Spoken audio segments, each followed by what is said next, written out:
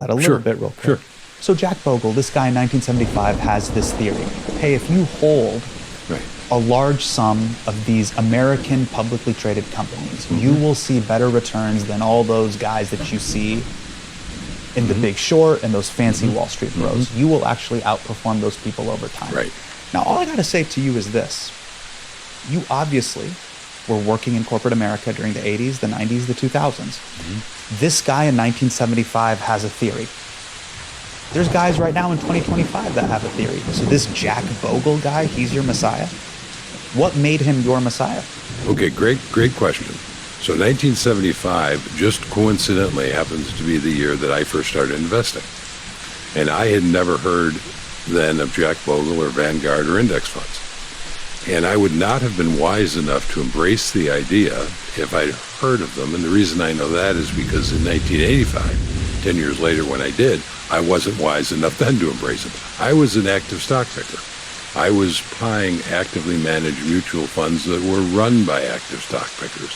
I thought that was the way to go. Right. And it took me another... Active stock picker means guy in a shirt and tie, and he's buying and trading based on what he sees on the little ticker thing. Or in his sweatpants in his mother's basement today. That's Sure. It's. But he's a smart guy. Sometimes, but they can be exceedingly smart. But it's a game that is almost impossible to win long term. And I played it for a number of years and pretty successfully. One thing you need to understand is, actually, I achieved financial independence being a stock picker. And by extension, buying mutual funds that were run by stock pickers. So it's not like it doesn't work if you do it well. The problem is it takes a lot of effort. Index investing takes virtually zero, and it doesn't work as well. So if I'd embraced indexing in 1975, I would have saved myself a lot of effort, a lot of work, and I would be much further ahead of the game than I am today, even though it worked out pretty well for me. Look, I need to grill you a little bit more. Grill Let's just a little bit real quick. Sure. So Jack Bogle, this guy in 1975, has this theory. Hey, if you hold a large sum of these American publicly traded companies, you will see better returns than all those guys that you see in The Big Short and those fancy Wall Street bros. You will actually outperform those people over time. Right. Now, all I got to say to you is this. You obviously were working in corporate America during the 80s, the 90s, the 2000s. This guy in 1975 has a theory. There's guys right now in 2025 that have a theory. So this Jack Bogle guy, he's your messiah? What made him your messiah? Okay, great question. So 1975 just coincidentally happens to be the year that I first started investing. And I had never heard then of Jack Bogle or Vanguard or index funds. And I would not have been wise enough to embrace the idea if I'd heard of them. And the reason I know that is because in 1985, 10 years later when I did, I wasn't wise enough then to embrace them. I was an active stock picker. I was buying actively managed mutual funds that were run by active stock pickers. I thought that was the way to go. Right. And it took me another... Active stock picker means guy in a shirt and tie, and he's buying and trading based on what he sees on the little ticker thing. Or in his sweatpants in his mother's basement today. That's Sure. It's. But he's a smart guy. Sometimes, but they can be exceedingly smart. But it's a game that is almost impossible to win long term. And I played it for a number of years and pretty successfully. One thing you need to understand is, actually, I achieved financial independence being a stock picker. And by extension, buying mutual funds that were run by stock pickers. So it's not like it doesn't work if you do it well. The problem is it takes a lot of effort. Index investing takes virtually zero, and it doesn't work as well. So if I'd embraced indexing in 1975, I would have saved myself a lot of effort, a lot of work, and I would be much further ahead of the game than I am today, even though it worked out pretty well for me. Look, I need to grill you a little bit more. Let's just grill it. Let's put you on skewers right now and let's grill it. Because if this is the moment to hold someone to the fire, it's a man named J.L. Collins who lives in Wisconsin. I'm feeling toasty already. So J.L., well, I mean, just give it to me straight up. What are the returns on VTSAX year to year? What are they? Oh, what a question that is. When I was doing the first edition of The Simple Path to Wealth, which came out in 2016, right? So I'm doing the final touches on 2015. nice round 40-year period of time since when I started investing in 1975. And then, I ought to go and look that very thing up. And when I did, I was a little bit horrified because the results said that on average, it had returned over that 40-year period 11.9%. That is a stunningly high number. And it was not a number I was prepared to put in the book and suggest that anybody could rely on for their future planning. But nevertheless, that was what the market returned over that 40-year period. And this, by the way, was not some golden age. I actually wrote a blog post afterwards called Time Machine and the Future Return of Stocks. And the conceit of that blog post is I'm sitting around with some friends in 1975 around the campfire. Somebody says, hey, this guy Jack Bogle just brought out this index fund. I wonder how that's going to work. And I'm like, I'm just back from 2015 in my time machine, and I can tell you exactly what happened.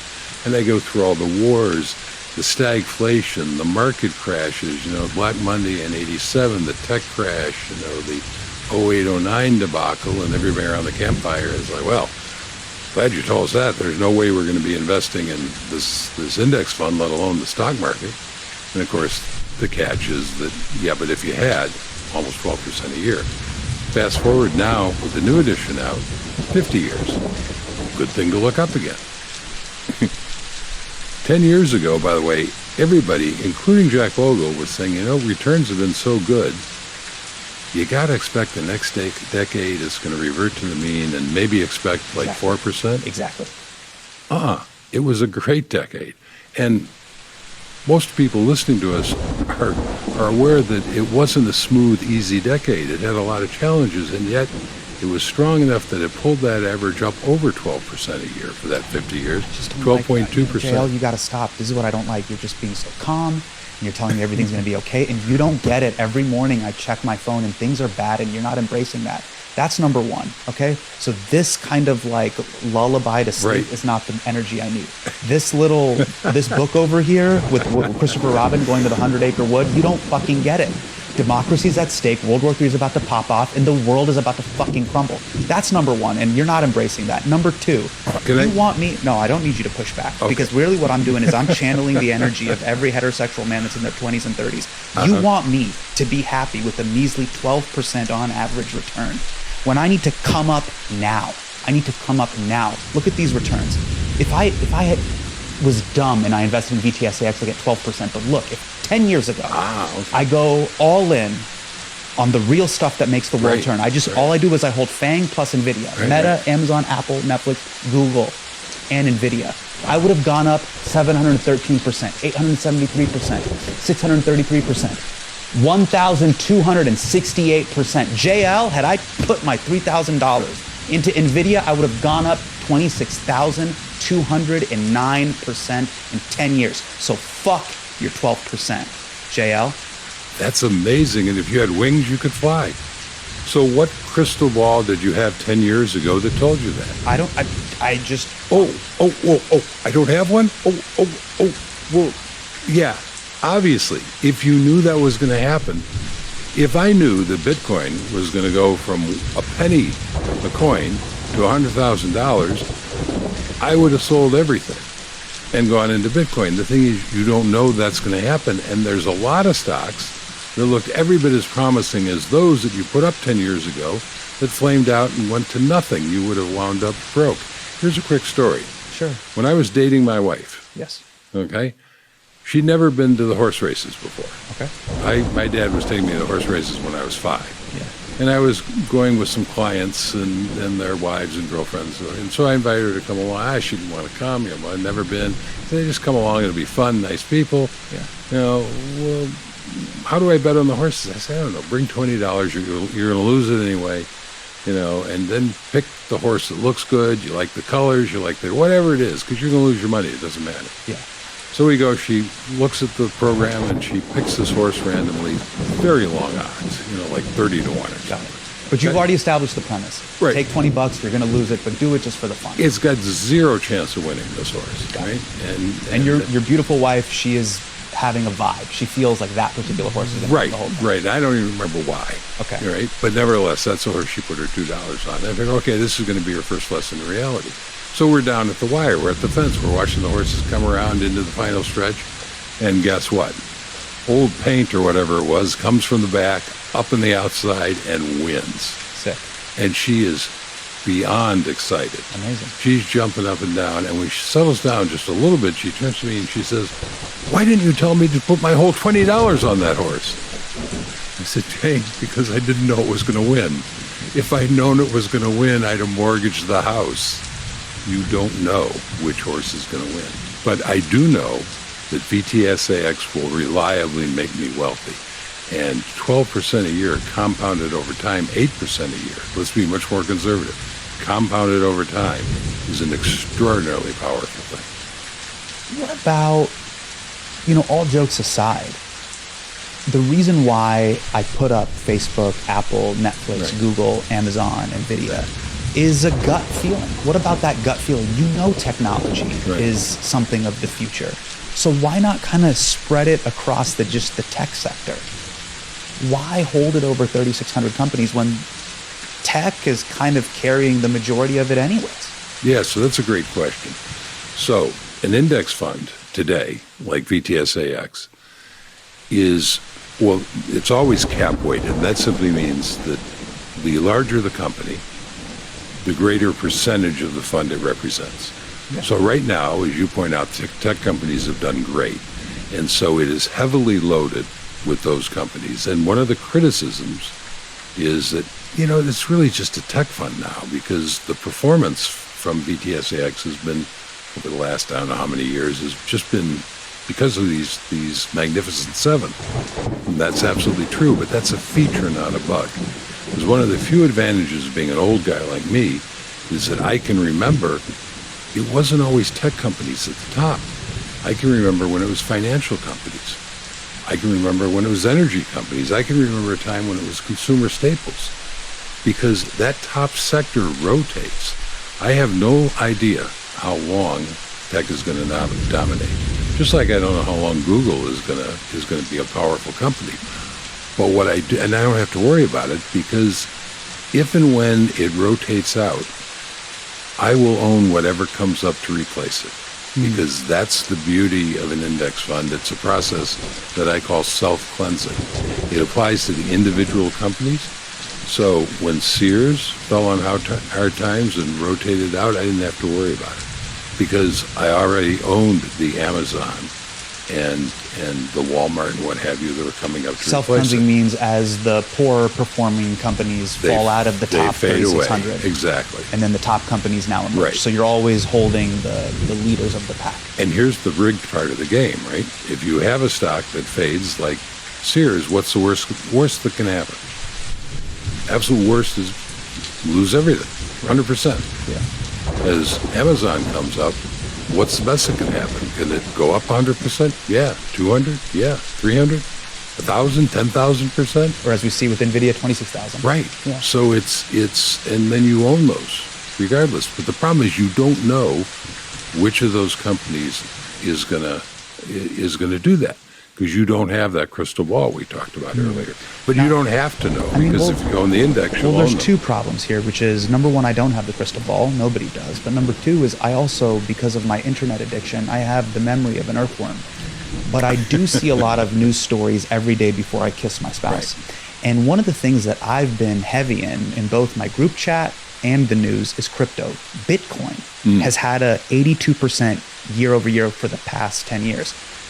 We know what's going on with the U.S. Federal Reserve in the United States. Why not start allocating some serious capital into Bitcoin?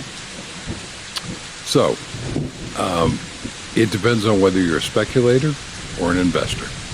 Well, in this case, I want to consider myself to be an investor, and I'm asking you, Okay. Is Bitcoin a good investment? No, it's a speculation.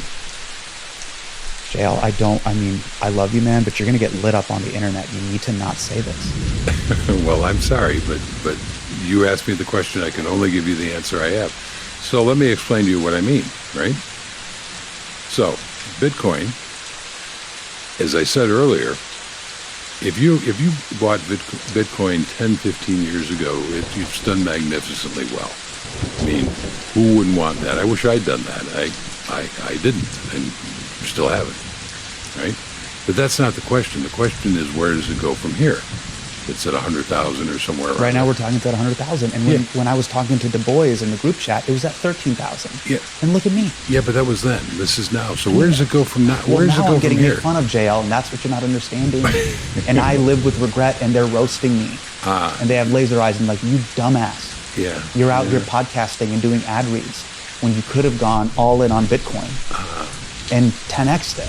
Yeah, I think you've confused me with your psychiatrist. I can't help you with the fact you're being made fun of. All I can tell you is that when you look at Bitcoin, it's a speculation. So it's not a currency. It's way too volatile to be a currency. A currency requires stability. Mm-hmm. That's why inflation is such a bad thing, and deflation for that matter. If you can't rely on a currency having a fairly consistent value, it doesn't work as a medium of exchange for goods and services.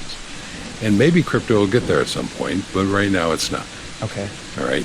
So it may, let me finish the thought. Sure. So it's a speculation in the sense that, like buying gold, like buying exotic cars, collector cars, or artwork, or anything like that, when you buy crypto, you are saying, I am hoping and expecting that somebody at some point in the future will pay me more for this than I paid for it. In the case of Bitcoin, that's been a pretty good bet, although it's been a very wild ride. Anybody who's actually tracked it, you had to endure some pretty dramatic drawdowns at various points. But nevertheless, that has worked out. Not all speculations work out, just like your list of companies up there, right? They don't all work out. You don't have a crystal ball. You don't know where it's going.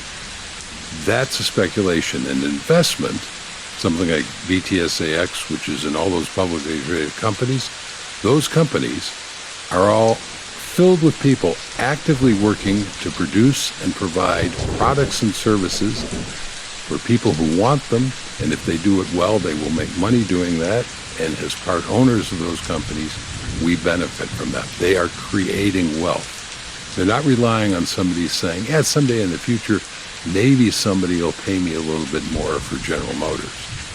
What they're saying is General Motors, if they operate the company well, will continue to make products that people want to buy, and they will continue to build value and make profits doing that, and that will cause the stock price to go up. And if they don't do that, then they fade away and they're replaced by Toyota or Tesla or whoever. How would you feel if you found out that you've been having the fake version of something your entire life? Outraged? Angry? Well, get ready to get mad, because every cup of chai that you've bought at some chain coffee shop here in America is fake. It's packed with tons of sugar and artificial flavors that are horrible for your health. And for some reason, they keep spelling my name wrong. But it doesn't have to be that way. Kolkata chai is changing all of that. Zero sugar and natural ingredients that you can actually pronounce. Organic black tea, cardamom, black pepper, fresh cinnamon. It's the boldest cup of chai you can find with their unique range of chai blends and concentrates. You don't have to stand in line for it for hours. You can make it at home in minutes.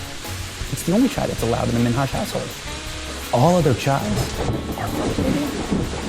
Head to kolkatachai.co/Hassan to grab your first cup and 2 free gifts on me. I have a buddy, his name is Prashant, and Prashant listens to a lot of podcasts, right. And that means I've met he Prashant. has to be smart. You've met him. Yeah. He sent you an article recently that the S&P 500 could be its own bubble. Check this out. I mean, this is pretty recent. Bank of America says growth stocks are in a bubble exceeding the .com and Nifty 50 eras, and warns they could take the S&P 500 down 40%. What should I say when he sends me and you articles like this? That, hey, the S&P 500, VTSAX, that could be a bubble, and that could crash. So the first thing you should say to him is, have you read The Simple Path to Wealth? Because if you had, you will understand that that is crashes like that are a perfectly normal part of the process. They are to be expected, right? Since I've been investing, and it's been 50 years, God help me, but there have been 3 of them that have gone down more than 50%. What are the three that happened? So the three, there was 1974, which was actually the year before I started, but it bled over into 75. There was a tech crash in 2000, 2002, and there was the debacle in 08, 09. The tech crash went down, I think, 46% and 56% in 08, 09, right? And of course, everybody thought the damn world was ending, and it didn't. But if you're going to invest in stocks for the long term, you never know when those things are going to happen. We thought they were going to happen in COVID. Some people think they're going to happen triggered by the tariffs. It didn't happen with COVID. Who knows about the tariffs? But you're never going to know for sure when they're going to happen or how long they're going to last. You have to tie yourself to the mast and use the opportunity while you have it to acquire shares at bargain prices. Now, Warren Buffett said one time that every now and again there's going to be really dark clouds out there, and it's going to begin raining gold, and you want to be out there filling your buckets, because that's the opportunity to buy at the best possible prices. But the thing is, we don't know exactly when that's going to happen or where those prices are. Really, what I'm hearing from my friends, even though they've read the book, there is an underlying fear of the present moment. You don't get it. This time it's different.org. Right now, Donald Trump is president. He may become president for a third term. World War III may pop off. AI is going to take over. We're going to have an even greater depression, the greatest depression of depressions, the greatest depression of all time. And that's why I need to maybe consider not putting my money into VTSAX or investing at all. What do you say to those people that say, this time it's different? Right now, there's no scarier time to be alive than right now. So let's take a real life, very recent example of that, right? Okay. COVID. Yes. All right. Just a few years ago, my social media, my blog was lit up when COVID hit. Yes, of course. And they were saying pretty much what you just said. They were saying, JL, I've read The Simple Path to Wealth. I accept it. I buy it 100%. But truly, JL, this time is different. It is different. This time people are dying. Airborne virus killing old people. Yeah, people are dying, right? Yes. And not only that, but countries are shutting down their economies completely. This time, surely it is different. Right. And what I said then, and I say now, is that yes and no. This time is different because anything that triggers a crash is by definition different. It's especially tragic that people were dying, but it's not different in what the market is going to do. The market is going to react, it's going to panic, it's going to crash, and sometimes this takes, well, in case of COVID, it took a matter of weeks, but more often it takes months or sometimes even years. It turns around and it continues to set record highs. You can look at any chart of the market's performance over 100 years. You can see this. You can see it in the Great Depression. So the trigger is always different, but the pattern is always the same. Now, the next question is going to be, well, JL, what if one day it's not? Yeah. All right. Well, let me finish. Sure. Let's suppose that, COVID killed 1 million people in the U.S. Tragic number, but there are 330 million people in the country. Very small percentage. But let's suppose COVID had been much worse. Let's suppose COVID had been like the Black Death in the Middle Ages. Let's suppose COVID has killed 50 or 60% of the population worldwide. Oh my God. I mean, that would be crazy. That would be a civilization-ending event. Correct. And absolutely, at that point, the simple path to wealth no longer works, but neither does anything else. It's not going to matter at that point where your money is. Our problems will be so much beyond where we are invested. So you have to look at it and say, do I structure my investment portfolio, or try to, against that Armageddon kind of event, or do I structure it for the 99% chance that it's not going to happen? Okay. In 1963, I was 13 years old. It was the Cuban Missile Crisis. Yes. As far as we know, the closest we've ever come to a nuclear war, civilization-ending event. The U.S. and the Soviet Union start throwing nukes at each other, it's game over. nothing financial is going to work at this point. At the time, as young as I was, there were two commentators on TV, and the one guy was saying, this really looks like it's going to happen, and I'm getting out of the damn market. It's going to be terrible. And the other guy said, you know what? I don't know, but I'm buying. And the reason I'm buying is because prices are down, and if they start throwing the nukes, if that happens, then it doesn't matter. Got it. If they don't, the market's going to recover and go to great heights. What's interesting is that I've felt that before too. Let's talk about that guy, the guy who goes, I'm buying the dip. Yeah. So what if I just time my life that way? Oh, it's down?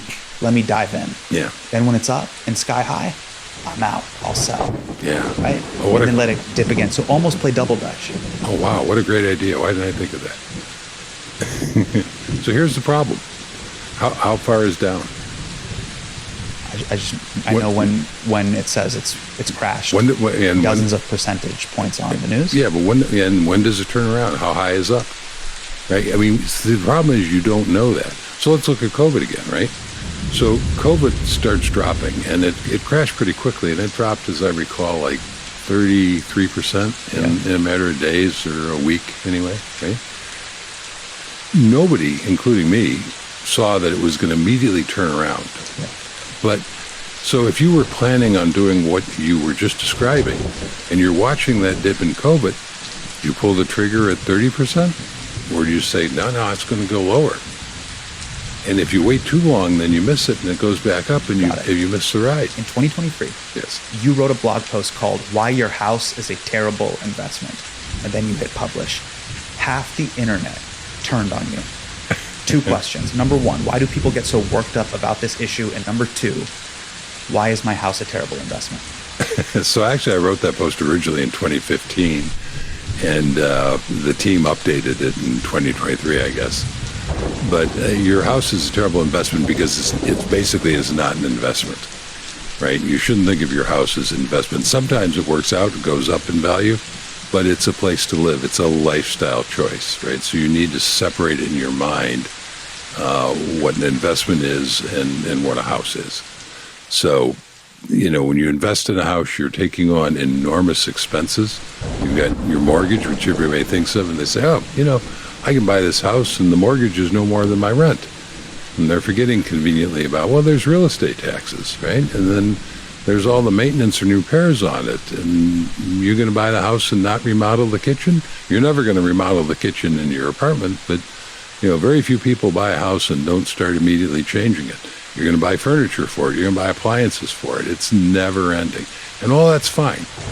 Monies can be used for a lot of things. I've owned houses most of my adult life. I'm not saying don't own a house. I'm saying don't confuse yourself thinking it's an investment. Your house and my house are both actively trying to return to dust in the earth, right? And we have to spend copious amounts of time and money preventing that from happening. But what about, I'm building equity. Why should I give that money to a bank? And what about the idea that, what are you telling millennials to do? Just own nothing? Millennials and Zoomers should own nothing and let BlackRock have all that money? Oh, I'm not saying you should own nothing. I'm saying you should own assets. You should own VTSAX. My daughter... You really believe you're telling everybody on the internet right now that's my age or younger, VTSAX and rent? Yes. And that's what I tell my daughter. And that's what she's doing. She's in her early 30s. She just quit her corporate job last fall. I don't know if that's permanent or if it's just a temporary hiatus, but she at least has fuck you money the way we defined it earlier, that she can make that kind of bold decision, because she didn't make any silly decisions like buying a house and becoming house poor and being dependent on a paycheck to pay for all of those things. So yeah, building wealth is your key goal. Then no, owning a house is not going to contribute to that.